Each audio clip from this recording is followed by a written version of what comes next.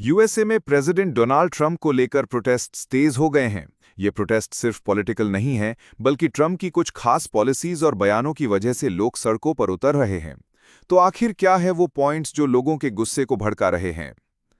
सबसे पहला है मास डिपोर्टेशन की पॉलिसी। ट्रंप एडमिनिस्ट्रेशन ने गैर कानूनी इमिग्रेंट्स को बड़ी संख्या में देश से बाहर निकालने की बात कही है और इसे लेकर कई शहरों, खासकर लॉस एंजलिस में इमिग्रेशन रेड्स हो रही हैं। प्रोटेस्टर्स इसे इनह्यूमेन बता रहे हैं। दूसरा बड़ा कारण है मिलिट्री परेड और मिलिट्री का इस्तेमाल।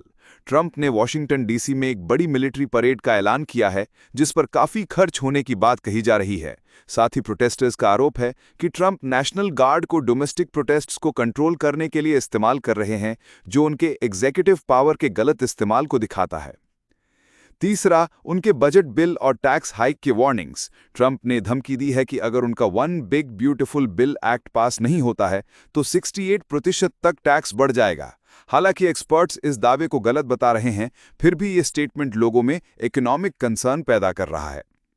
इसके अलावा ट्रंप के प्रोजेक्ट 2025 और बड़े पैमाने पर सरकारी कर्मचारियों, फेडरल एम्प्लॉयज की छंटनी की पॉलिसी भी लोगों में चिंता यानी कि कंसर्न पैदा कर रही है।